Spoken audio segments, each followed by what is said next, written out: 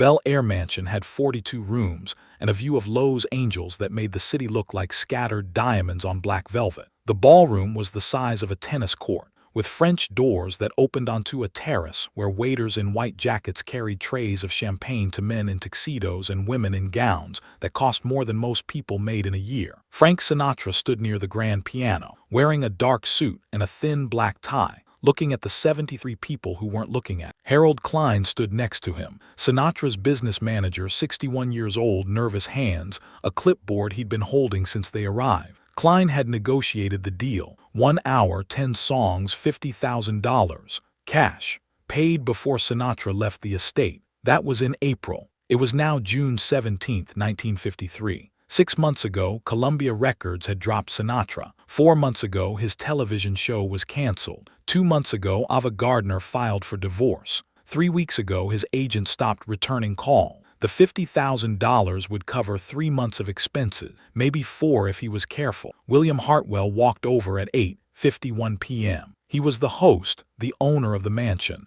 the man who'd made his fortune in oil refineries and defense contracts.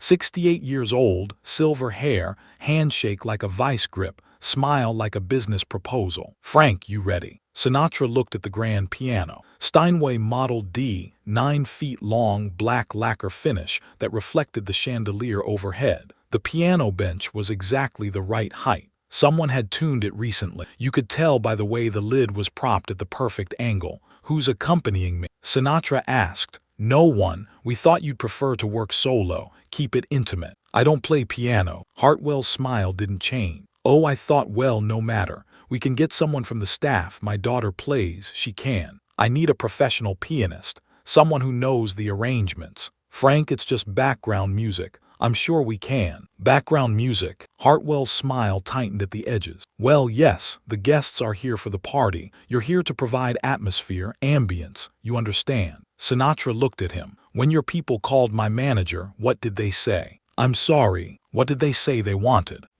"They said we wanted Frank Sinatra to perform at a private event." "Perform, not provide ambience." "Frank, come on, don't split hairs. You know how these things work. It's a party. People want to enjoy themselves. You sing some songs, they appreciate it, everyone has a lovely while they talk, while they socialize, yes, while they do business." Hartwell's smile disappeared. "Frank, I'm paying you $50,000. That's more than I paid Duke Ellington last month, more than I paid Tony Bennett last year. You're going to stand here and tell me you won't sing because people might talk during your set. I'm telling you that's not what I do. What you do is what I'm paying you to do." Klein stepped forward. "Mr. Hartwell, perhaps we could discuss the arrangement. If there's been a misunderstanding." "There's no misunderstanding." Hartwell looked at Sinatra. "You agreed to perform, I'm paying you. You perform, that's the arrangement." Sinatra looked at the 73 people in the ballroom. A United States senator was by the bar, talking to a studio executive. 2 aerospace company presidents were near the fireplace, laughing at something. A real estate developer was showing his wife a painting, explaining why it was worth $600,000. None of them were looking at the piano. None of them were waiting for the music to start. They were here for Hartwell, for connection, for deals that would be made between the champagne and the cigars, in the garden and the study, everywhere except here. Sinatra was the wallpaper, expensive wallpaper, but wallpaper. "Harold," Sinatra said, not looking at Klein, "get our coats." "Frank, get our coats." Hartwell stepped closer. "You're leaving." "I'm leaving." "You can't leave, we have a contract." "Sue me." "I will. I'll sue you for breach of contract. I'll sue you for the full amount plus damages." Sinatra looked at him. "You do that." He walked toward the ballroom entrance. His footsteps echoed on the marble floor. A few people near the door looked up, mildly curious, then went back to their conversations. Hartwell followed him. "Frank, wait. Just wait a goddamn minute. You walk out of here, you don't get paid. You understand that? $50,000 gone." Sinatra kept walking. "You need this money, Frank. Everyone knows you need this money. Your records aren't selling. Your shows got canceled. Ava took everything. You're broke." Sinatra stopped walking. He didn't turn around. "So here's what's going to happen," Hartwell said. "You're going to walk back to that piano. You're going to sing for an hour. And you're going to smile and be grateful that someone still wants to pay you." 5 seconds passed. Sinatra turned around. He looked at Hartwell, then at Klein, then at the ballroom full of people who were too busy making deals to notice that anything was happening. "Harold," Sinatra said, "did you bring the contract?" Klein nodded, pulled a folded paper from his inside jacket pocket. "Give it to Mr. Hartwell." Klein handed the contract to Hartwell. "That's yours," Sinatra said. "Keep it, frame it, because it's the last contract you'll ever get with Frank Sinatra." He walked out. William Hartwell stood in the ballroom entrance holding the contract, his face the color of a ripe tomato. Klein stood next to him, not sure whether to follow Sinatra or stay and try to salvage something. "He just walked out," Hartwell said. "He just walked out on $50,000. "Yes, sir." "Is he insane?" Klein thought about that. "No, sir." "Then what the hell was that?" "That was Frank Sinatra." Hartwell looked at him. "What's that supposed to mean?" "It means you hired him to perform, but you wanted him to be furniture. And Frank Sinatra doesn't do furniture."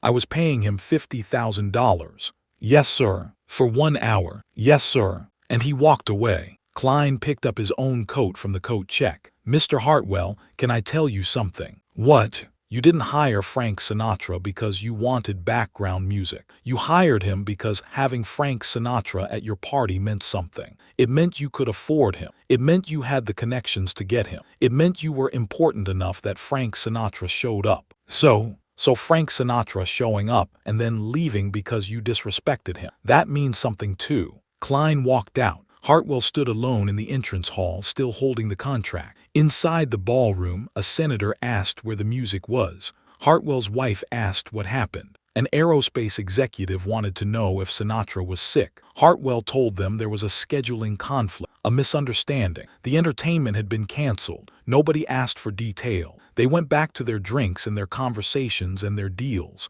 But the story spread anyway. Harold Klein called Sinatra at 11 a.m. "Frank, we need to talk about last night." "What's to talk about?" "Hartwell called me 3 times this morning. He's threatening to sue. He wants the deposit back, $10,000 plus damages. He says he had to explain to 70 guests why there was no entertainment." "Let him sue." "Frank, he will, and he'll win. You signed a contract. You didn't perform. That's breach." "I performed by showing up. The contract said I'd perform. Didn't say they had to listen." "Frank." "Harold, you were there. You saw it. I wasn't entertainment. I was decoration." "I know. So you understand why I left." "I understand, but understanding doesn't pay the bills. We need that $50,000, Frank. You're 3 months behind on the house. The IRS is asking questions. Ava's lawyers are." "I don't care." Klein went quiet. "You don't care," he said finally. "I don't care about the money. I care about what I agreed to do, and what I agreed to do was perform, not stand in a corner like a jukebox. Frank, nobody's going to hire you if they think you walk out of gigs. Then they won't hire me. You're okay with that?" Sinatra didn't answer right away. "Harold, how many people were at that party last night?" 73. "How many were there to hear me sing?" Klein thought about it. "None." "Right, so what was I doing there? Making $50,000. "No, I was trading my dignity for $50,000. And I'm not doing that. Not for $50,000. Not for $500,000. So what do? We wait. For what? For someone who wants Frank Sinatra to sing, not someone who wants Frank Sinatra to show up." Klein hung up. He sat in his office, looking at the bills stacked on his desk. The mortgage payment, the tax notice, the alimony demand, the medical bills, the car payment. He didn't know how Sinatra was going to survive the next 3 months, but he knew better than to ask. William Hartwell did not sue Frank Sinatra. He told everyone he was going to. He called his lawyers. He drafted papers. He made loud promises at the country club about teaching Sinatra a lesson, but he didn't file, because 3 days after the party, his lawyer explained something. If you sue Sinatra, it becomes public record, and if it becomes public record, people will ask why he walked out. And when they find out you hired him for $50,000 to be background music at a party, you look like either a fool who wasted money or a bully who disrespected an artist. Either way, you lose. Hartwell thought about that. "So what do I do?" "You forget it happened. You write off the deposit as a business expense, and you never hire Frank Sinatra again. That's it. That's it." But the story didn't die. The senator who'd been at the party told it to a columnist. The columnist told it to an editor. The editor ran a blind item. Which crooner walked out on a $50,000 gig because he didn't like the audience? Nobody printed Sinatra's name, but everyone knew, and the story changed depending on who told it. Some people said Sinatra was difficult, ungrateful, couldn't accept that his career was over. Other people said Sinatra had standards, principles, wouldn't sell out even when he was desperate. The first group stopped hiring him. The second group started paying attention. In September 1953, Fred Zinnemann was casting From Here to Eternity. The role of Maggio was small, a supporting part, maybe 15 minutes of screen time, but it was crucial. The character was a scrappy Italian-American soldier who wouldn't back down, wouldn't compromise, wouldn't break even when breaking would save his life. Zinnemann had seen 30 actors. None of them worked. Someone mentioned Frank Sinatra. Sinatra, Zinnemann said. He's a singer. He's an actor too, did 10 pictures. All flaps. True, but there's something about him, something real. Zinnemann asked around, talked to directors who'd worked with Sinatra, talked to producers, casting agents, studio people, and he kept hearing the same story. Sinatra walked out of William Hartwell's party, turned down $50,000 because he wouldn't be background music. That's insane, Zinnemann said. Maybe, or maybe that's Maggio. Zinnemann thought about it. A character who wouldn't compromise, who'd rather lose everything than lose himself. He offered Sinatra the role. Sinatra took it for $8,000, 1/6 what Hartwell had offered. He won the Academy Award for Best Supporting Actor. Harold Klein managed Sinatra's finances until 1968. 15 years of contracts, negotiations, deals that made Sinatra one of the wealthiest entertainers in America. But he never told anyone about the conversation they had the morning after the Hartwell party. After Sinatra said he didn't care about the money, Klein asked him one more question. Frank, what if nobody calls?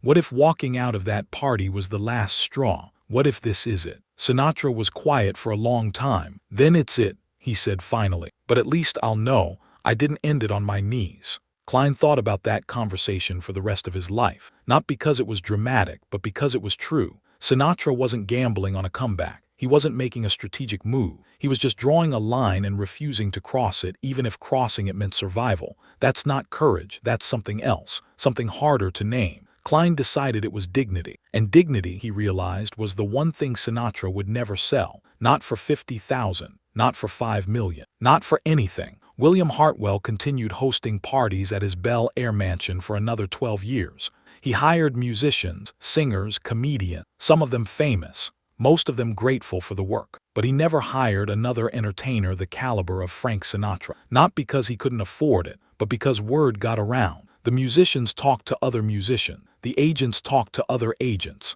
And the message was simple. Hartwell treats performers like furniture. By 1965, Hartwell's parties were known as good places to make business deals, bad places to showcase talent. He died in 1968. The obituary mentioned his business success, his philanthropy, his 42-room mansion. It didn't mention the night Frank Sinatra walked out, but the people who were there remembered. Here's what William Hartwell didn't understand. He wasn't buying Frank Sinatra's voice. He was buying Frank Sinatra's name, his presence. The idea of him and the idea of Frank Sinatra included dignity, pride, standards. You can't buy those things and then disrespect them. It doesn't work. Hartwell wanted Sinatra to be impressive but also invisible, to be important but also ignorable, to be Frank Sinatra but also just another hired entertainer who'd smile and perform and be grateful for the check. And Sinatra said no, not because he was proud, but because saying yes meant becoming someone he wasn't. Someone who'd take money to be disrespected. Someone who'd compromise his art for survival. Someone who'd perform for people who weren't listening. Sinatra chose poverty over that, and 3 months later, poverty chose to leave him alone. At William Hartwell's party, only Margaret Chen noticed Sinatra leave. Decades later, she hired an engineer who refused a job beneath his skill level, recognizing the same principle. Accepting less than your worth defines you forever. In 1971, Sinatra explained that he survived his career slump by refusing to sell his standards cheaply. He noted that if you sell out when you're desperate, you're cheap forever. He regretted performing for indifferent audiences but never regretted walking away. Legend has it he refused to play Hartwell's piano simply because the audience wasn't listening, a lesson distinguishing true artists from entertainers. The ultimate question is, Would you choose dignity over money? Sinatra walked away when he was desperate, not because he knew success would return, but because you can rebuild a bank account. You cannot buy back your self-respect.